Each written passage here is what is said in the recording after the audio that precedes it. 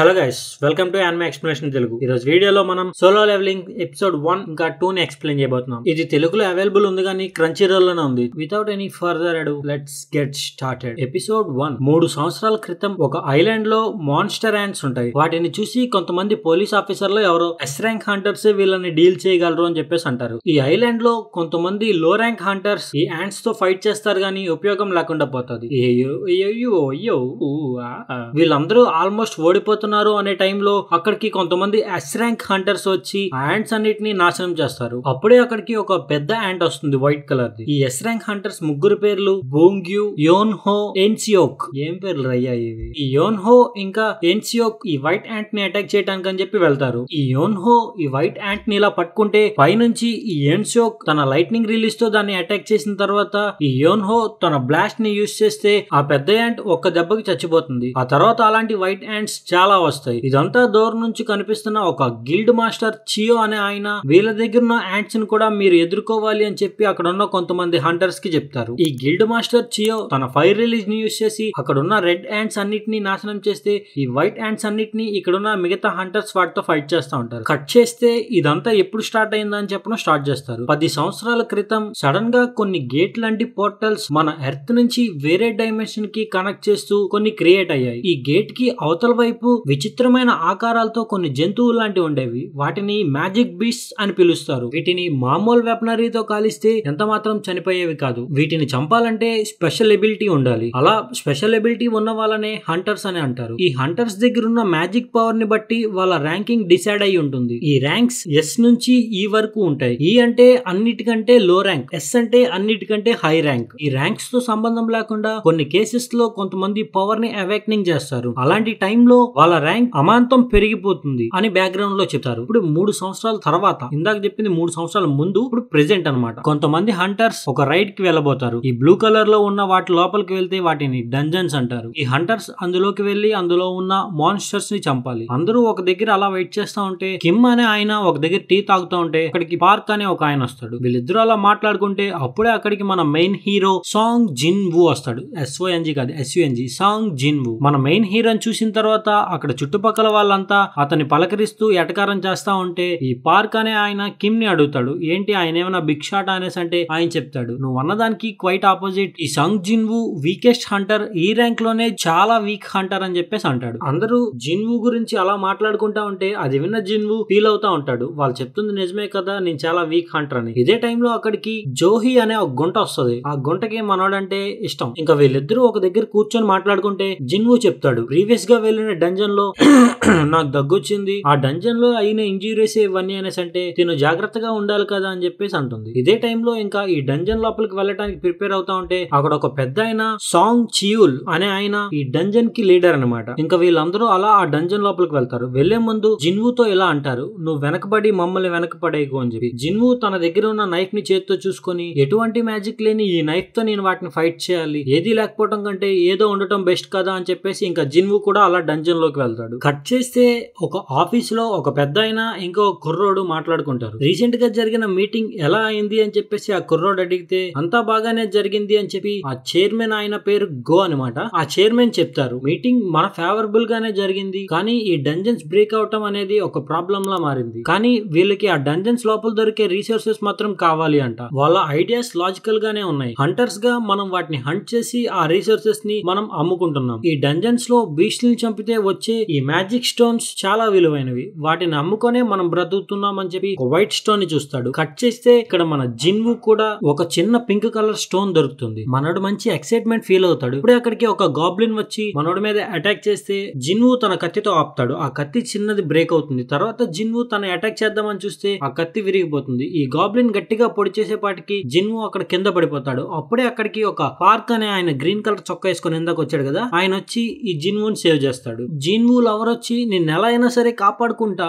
అని చెప్పేసి తన హీల్ చేస్తా ఉంటది. కట్ చేస్తే ఇక్కడ ఈ ఆఫీసర్స్ ఇందాక కనిపించారు కదా, వాళ్ళు మాట్లాడుకుంటారు. ఈ మ్యాజిక్ బీస్ట్లను చంపితే వచ్చే ఈ ఎసెన్స్ స్టోన్స్ ద్వారా మనం వెపన్స్ క్రియేట్ చేసుకొని వాటితో వేరే మ్యాజిక్ బీస్ట్లను చంపడానికి ఉపయోగపడేలా చేస్తాం. అలానే ఈ మానా క్రిస్టల్స్ ని కూడా మనం డంజన్స్ లో కలెక్ట్ చేసి వాటిని యూజ్ చేసుకోవచ్చు అని చెప్పేసి అంటారు. ఇంకా వీళ్ళు అలా మాట్లాడుకుంటా ఉంటే ఈ గో అనే ఆయన చెప్తారు, ఈ మానా క్రిస్టల్స్ ఇంకా ఈ ఎసెన్స్ స్టోన్స్ వీటినన్నిటిని యూజ్ చేసి గవర్నమెంట్ గవర్నమెంట్ ఒక క్లీన్ ఎలక్ట్రిసిటీని ప్రొడ్యూస్ చేద్దాం అనుకుంటుంది. దానికి ఈ క్రిస్టల్స్ తో చాలా అవసరం ఉంటది కాబట్టి హంటర్స్ యొక్క రోల్ కొంచెం క్రూషియలే అని చెప్పేసి చెప్తారు. కట్ చేస్తే ఇక్కడ జిన్వు ఉన్న డంజన్ లో మిగతా వాళ్ళంతా కలిసి ఈ డంజన్ మాస్టర్ ని డిఫీట్ చేస్తారు. డంజన్ మాస్టర్ అంటే ఈ డంజన్ లోనే పెద్ద పవర్ఫుల్ బీస్ట్. దాన్ని చంపితే డంజన్ క్లోజ్ అయిపోతుంది. ఇంకా దీన్ని చంపేసి ఎవరికి వాళ్ళు అక్కడ ఎసెన్స్ స్టోన్స్ ని ఇంకా మానా క్రిస్టల్స్ ని కలెక్ట్ చేసుకుంటారు. అక్కడ చాలా మంది ఫీల్ అవుతా ఉంటారు, మనకి ఇక్కడ దొరికినవి ఏమీ సరిపోవు అని చెప్పి. ఇక్కడ జిన్వు అలా హీల్ అవుతా ఉంటే తన లవర్ తన కోసం ఫీల్ అవుతా ఉంటది, నువ్వు ఇలా చేసావంటే కొద్ది రోజులకి నువ్వు చనిపోతావు. ఇదే టైంలో ఒక పర్సన్ ఇంకో చిన్న టన్నల్ లాంటిది చూస్తాడు. వీళ్ళందరూ అక్కడికి వెళ్లి చూసిన తర్వాత మిస్టర్ సాంగ్ ఇలా అంటారు, మనం లోపలికి వెళ్ళాలా వద్దా అని చెప్పి మీరే డిసైడ్ చేయండి. ఎంతమంది లోపలికి వెళ్దాం అంటే అందరం లోపలికి వెళ్దాం, లేదు అంటే బయటికి వెళ్ళిపోదాం అనేసి అంటే అక్కడ ఓటింగ్స్ 6 వెళ్దామని 6 వద్దు అని చెప్పేసి అంటారు. ఇంకా లాస్ట్ గా జిన్వు మిగులుతాడు. జిన్వు నువ్వు ఏమంటావు అనేసి అంటే జిన్వు తన ఫ్యామిలీని తలుచుకొని మా నాన్న లేరు కాబట్టి నేను మా అమ్మ ట్రీట్మెంట్ కి మా చెల్లెలు చదువుకి డబ్బులు సంపాదించాలి అని చెప్పేసి అనుకుంటూ లోపలికి వెళ్దాం అని చెప్పేసి అంటాడు. కట్ చేస్తే ఇక్కడ గిల్డ్ మాస్టర్ చాయ్ హంటర్స్ ని రిక్రూట్ చేసుకునే పనిలో ఉంటారు. ఈ రిక్రూట్ చేసుకునే వాళ్ళు గిల్డ్ మాస్టర్ చెప్తారు, ఇలా కొంతమంది బి ర్యాంక్ వాళ్ళు కొంతమంది సి ర్యాంక్ వాళ్ళు ఉన్నారు అనేసి అంటే గిల్డ్ మాస్టర్ చాయ్ ఇలా అంటారు, ఎవరైనా సరే చా హే ఇన్ కి కంపారబుల్ గా స్ట్రెంగ్త్ తో ఉన్నారు అంటే వాళ్ళని ఎంత పెట్టైనా కొనేసేయండి అని చెప్పేసి అంటారు. సీన్ ఇక్కడ కట్ అయ్యి రోడ్డు మీద ఇద్దరు దొంగమై డాష్ గర్లు ఒక ఆవిడ పర్సన్ ఎత్తుకు వెళ్ళిపోతా ఉంటే అక్కడ ఈ చాయ్ హే ఇన్ అనే ఒక ఆమె వచ్చి ఈ దొంగల దగ్గర నుంచి ఆ పర్సన్ తీసుకొని ఆవిడకి ఇచ్చేస్తుంది. అక్కడ వాళ్ళందరూ తనని గుర్తుపట్టంగానే అక్కడి నుంచి పారిపోతుంది. ఈ గుంట కూడా బాగుంది కదా, కానీ నాకు నచ్చల. ఇక్కడ ఈ డంజన్ లో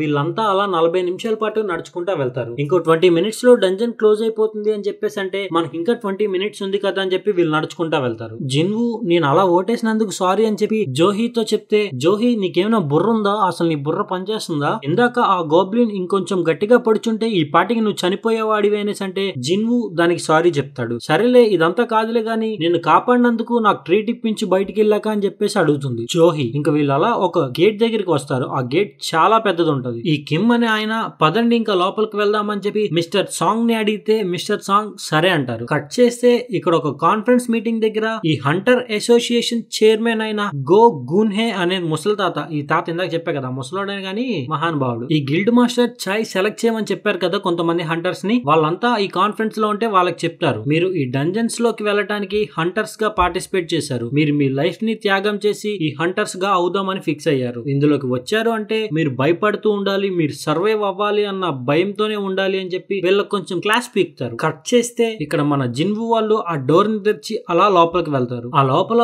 బీచ్స్ ఏమి ఉండవు కానీ పెద్ద పెద్ద స్టాచ్యూస్ అన్ని ఉంటాయి. జిన్వు అక్కడ ఒక పెద్ద స్టాట్యూని చూసి ఇక్కడ ఉన్నాడులో ఇదే పెద్దది అని చెప్పేసి అనుకుంటారు. ఒకళ్ళు అక్కడ ఒక బోర్డు లాంటి దాని మీద స్క్రిప్ట్ ఏదో రాసి ఉంటే మిస్టర్ సాంగ్ అదేంటా అని చెప్పేసి చూస్తాడు. ఇవి కమాండ్మెంట్స్ ఆఫ్ కార్టినాన్ టెంపుల్స్ అని చెప్పేసి అంటాడు. ఇదే టైంలో ఇక్కడ జోహీ ఆ పెద్ద స్టాచ్యూ కళ్ళు మూవ్ అవుతున్నాయని చెప్పేసి జిన్వుతో చెప్తా ఉంటే వెనకాతల మిస్టర్ సాంగ్ ఈ కమాండ్మెంట్స్ అన్ని చదువుతా ఉంటారు. మీరు దేవుడికి రెస్పెక్ట్ ఇవ్వాలి, దేవుడి ముందు తలోంచి ఉండాలి, మీరు దేవుడు పెట్టిన రూల్స్ ని ఫాలో అవ్వాలి అని చెప్పేసి అక్కడ డోర్స్ సడన్ గా క్లోజ్ అయిపోయేపాటికి ఒక ఆయన నేను అందుకే ఇక్కడికి వద్దు అని చెప్పాను అని చెప్పి ఆ డోర్ వైపు అలా నడుచుకుంటా వెళ్తా ఉంటే వెనకాతల మిస్టర్ సాంగ్ గట్టిగా అరుస్తాడు, వెనక చూసుకో అని. అదే టైంలో అక్కడ గేట్ కీపర్ స్టాచ్యూ ఒకటి తన కత్తితో ఈ పర్సన్ ని సగంగా నరికేస్తుంది. అదంతా చూసి ఇక్కడ వాళ్ళంతా షాక్ అయిపోతా ఉంటారు. జిన్వు ఇలా ఆలోచిస్తా ఉంటాడు, ఇప్పుడు చనిపోయింది డి ర్యాంక్ హంటర్, ఆయన్నే ఒక ఇన్స్టెంట్ లో చంపేశారంటే నేనెంత పిల్లబచ్చగాడిని అని చెప్పి ఫీల్ అవుతాడు. అలా అనుకుంటూ వెనకాతల ఒక స్టాచ్యూ వైపు అలా చూస్తా ఉంటే ఆ జైంట్ స్టాచ్యూ కళ్ళు ఇలా జిన్వు వైపు తిప్పంగానే మనోడు షాక్ అయిపోతాడు. అప్పుడే జిన్వు ఇలా అనుకుంటాడు, నేను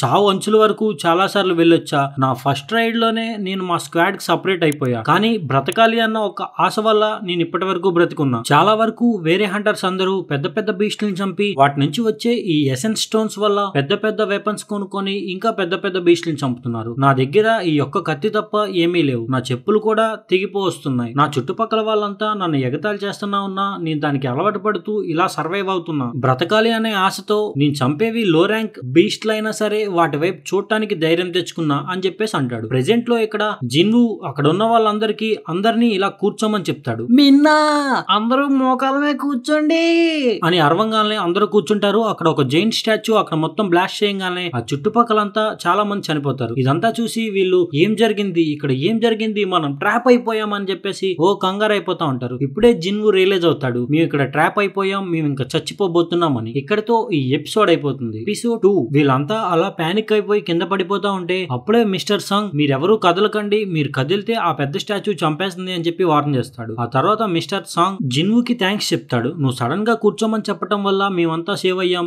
నీకు ఎలా అనిపించింది అనేసి అంటే జిన్వు ఏమో నా ఇన్స్టింక్ట్స్ చెప్పాయి అని చెప్పేసి అంటారు. జిన్వు మిస్టర్ సాంగ్ చేయలేకపోవడం చూసి ఆశ్చర్యపోతాడు. జిన్వు మిస్టర్ సాంగ్ చెయ్యిని ఇలా కడతాడు బ్లడ్ పోకుండా. నువ్వు ఏదైతే చెప్పావో అది బాగా జరిగింది. ఇప్పుడు ఆ కమాండ్మెంట్స్ ప్రకారం ఫస్ట్ కమాండ్మెంట్ వచ్చేసి వర్షిప్ ద గాడ్, దేవుణ్ణి మొక్కాలి. Second the praise the god, దేవుణ్ణి పొగడాలి. థర్డ్ ది వచ్చేసి దేవుణ్ణి నమ్మాలి. ఎవరైతే దేవుణ్ణి నమ్మరో వాళ్ళు చావక తప్పదు అని చెప్పి మిస్టర్ సాంగ్ చెప్తే జిన్వు అక్కడ ఒక పెద్ద స్టాచ్యూని చూస్తూ మీరు అంటున్న దేవుడు ఆ స్టాచ్యూనేనే అని చెప్పేసి అడుగుతాడు. మళ్ళీ ఫ్లాష్ బ్యాక్ 10 సంవత్సరాల క్రితం ఒక పోర్టల్ లాంటిది ఓపెన్ అయింది. దాన్ని గేట్ అని పిలుస్తున్నారు. అది ఓపెన్ అయినప్పటి నుంచి మన ప్రపంచంలో చాలా తేడాలు జరుగుతున్నాయి. అందులో ఒకటే కొంతమంది పవర్స్ ని అవేక్నింగ్ చేయటం. ఈ పవర్స్ ని అవేక్నింగ్ చేసిన వాళ్ళంతా ఈ బీస్ట్లను చంపడానికి ఉపయోగపడుతున్నారు. వాళ్ళనే హంటర్స్ అని పిలుస్తున్నాం. కానీ కొన్ని సిచ్యువేషన్స్ లో ఈ డంజన్స్ వెనకాతల కొన్ని మాన్స్టర్స్ ఈ ఎస్ ర్యాంక్ కాదు అంతకంటే పెద్ద ర్యాంక్స్ వాళ్ళకు కూడా ఉచ్చపోయిపిచ్చేలా ఉంటాయి అని చెప్తారు. స్కూల్లో జిన్వు వాళ్ళ చెల్లి ఒక దగ్గర కూర్చుంటే ఒక అమ్మాయి వచ్చి మీ అన్నయ్య హంటర్ కదా అనేసి అంటే జిన్వు వాళ్ళ చెల్లి అవును తను ఒక ఈ ర్యాంక్ హంటర్ అని చెప్పేసి అంటుంది. కట్ చేస్తే ఇక్కడ జిన్వు బావ మిస్టర్ సాంగ్ తో ఇక్కడ ఈ స్టాచ్యూస్ గురించి వాళ్ళ పొజిషన్ గురించి డిస్కస్ చేస్తా ఉంటే ఒక హంటర్ తను ఓవర్ యాక్షన్ చేస్తా ఉంటాడు. నేను స్పీడ్ గా వెళ్ళగలను, గాడ్ స్పీడ్ నాది, నేను కాన్ఫిడెంట్ గా ఉన్నా అని చెప్పి గేట్ వైపు పరిగెత్తుకుంటా వెళ్తా ఉంటే ఆ పెద్ద జైంట్ కళ్ళు మూసి తెరిచే లోపు వాడి బాడీని లేపేసి కాళ్ళు రెండు మాత్రం అక్కడ ఉంచేస్తుంది. జిన్వు బావా ఇలా అంటాడు, అది అంత స్పీడ్ గా ఉన్న హంటర్ నే చంపేసింది అంటే మనం దానికి ఒక యాంట్ తో సమానం, కానీ మనల్ని ఎందుకు చంపట్లేదు అని చెప్పేసి అడిగితే మిస్టర్ సాంగ్ కూడా అవును కదా అని చెప్పి ఆలోచిస్తా ఉంటాడు. జిన్వు ఇలా చెప్తాడు, ఇవి నార్మల్ గా ఉండే మ్యాజిక్ బీస్ట్ల కంటే కొంచెం డిఫరెంట్ గా ఉన్నాయి. నార్మల్ అయితే బ్లైండ్ గా అందరినీ అటాక్ చేస్తే గానీ ఇవి ఆలోచించి చేస్తున్నాయని చెప్పేసి అంటారు. ఆ తర్వాత జిన్వు మిస్టర్ సాంగ్ ని అడుగుతాడు, మీరు చదివిన ఫస్ట్ కమాండ్మెంట్ ఏంటి అనేసి అంటే వర్షిప్ ద గాడ్ అని చెప్పి మిస్టర్ సాంగ్ చెప్తాడు. జిన్వుకి ఒక క్లారిటీ వచ్చి అక్కడ అలా నించోగానే ఆ పెద్ద స్టాచ్యూ కళ్ళు ఇలా బ్రైట్ గా వెలుగుతాయి అటాక్ చేద్దామని చెప్పి. వెంటనే ఇలా నీల్ డౌన్ చేయగానే దాని కళ్ళు నార్మల్ అయిపోతాయి. అప్పుడే జిన్వుకి అర్థం అవుతుంది. ఇంకా వీళ్ళందరికీ చెప్తాడు, మీరందరూ నీల్ డౌన్ చేసి ఈ దేవుణ్ణి మొక్కండి అని చెప్పేసి అంటే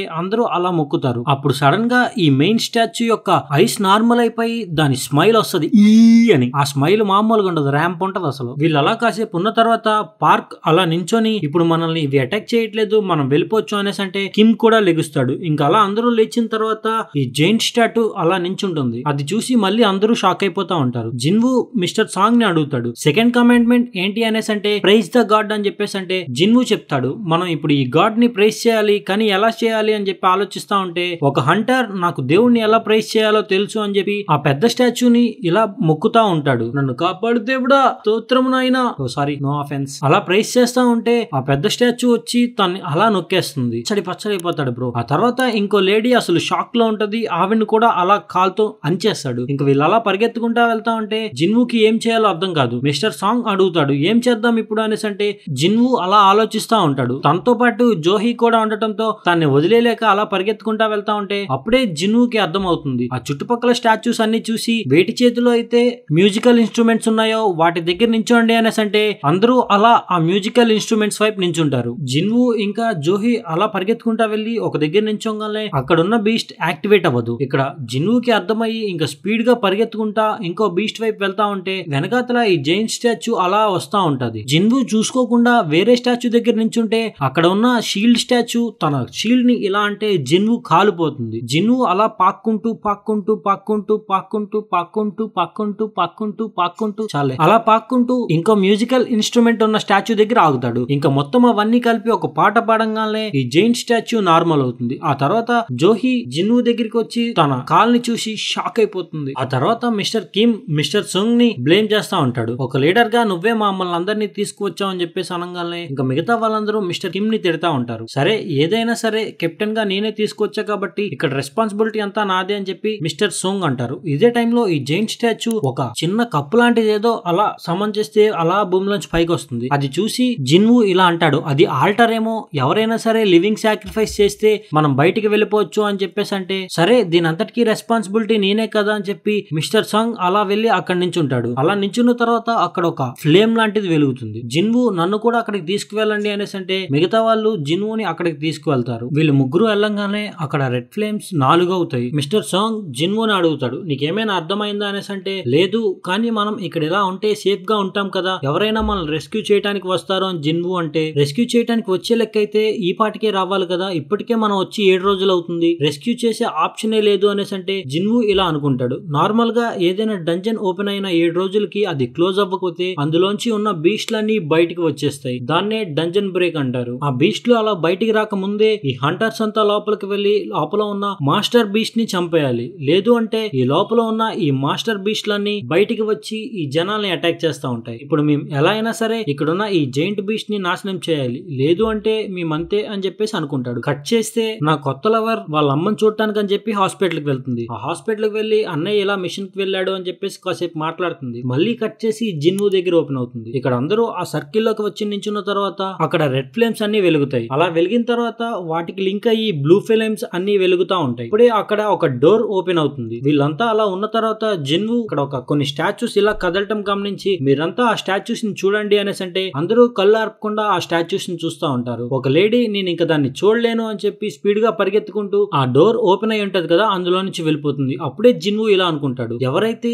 ఈ దేవుణ్ణి నమ్మట్లేదో వాళ్ళని ఈ డోర్ ద్వారా ట్రాప్ లో పెట్టి వాళ్ళని చంపేస్తారేమో అని చెప్పేసి అంటాడు. ఐ మీన్ అనుకుంటాడు. ఇదే టైంలో జిన్వుని పట్టుకుంటున్న ఇంకో హంటర్ నేను ఇది ఇంకా తట్టుకోలేను అని చెప్పి స్పీడ్ గా పరిగెత్తుకుంటా వెళ్ళిపోతాడు తిను కూడా. అప్పుడే జిన్వు గట్టిగా అరుస్తాడు, మీరు అలా వెళ్ళకండి, మీరు అలా వెళ్తే గనక ఈ బ్లూ ఫ్లేమ్స్ అన్ని పోయి మనం చనిపోతాం అనేసి అంటే మిస్టర్ సాంగ్ ఇలా అడుగుతాడు, నీకేం అర్థమైంది అనేసి అంటే జిన్వు చెప్తాడు, ఈ బ్లూ ఫ్లేమ్స్ అన్ని ఇలా టైమర్వి, మనం ఎంతసేపు అయితే వాటిని అలా చూస్తా ఉంటామో అవి నిదానంగా అవుతా ఉంటాయి అనేసి అంటే అప్పుడు మిస్టర్ కిమ్ ఇలా అంటాడు, నువ్వు చెప్పింది బానే ఉంది, మనం అలా చూసిన తర్వాత ఈ ఫ్లేమ్స్ అన్ని పోయి ఈ డోర్ లోక్ అయిపోతే ఏంటి పరిస్థితి, ఒక ఈ ర్యాంక్ హంటర్ గా నువ్వు మమ్మల్ని ఇక్కడి వరకు తీసుకొచ్చావు, నిన్ను చాలా తక్కువ అంచనా వేసా గానీ నువ్వు చాలా గ్రేట్ జిన్వు అని చెప్పేసి అంటూ మిస్టర్ కిమ్ కూడా స్పీడ్ గా పరిగెత్తుకుంటా వెళ్ళిపోతాడు. ఆ తర్వాత మిస్టర్ సాంగ్ జిన్వుని జోహీని వెళ్ళిపోమనంటే జోహీ ఓకే అని జిన్వు వైపు వెళ్దాం అనుకుంటది. కానీ తన కాళ్ళు చచ్చిపడిపోయి అలా కింద పడిపోతుంది. తన ఎనర్జీ ఇందాక జిన్వుని హీల్ చేయడానికి యూజ్ చేయటం వల్ల తను కదలలేకపోతుంది. ఆ తర్వాత జిన్వు మిస్టర్ సాంగ్ ని జోహీని తీసుకువెళ్ళిపోమనేసి అంటే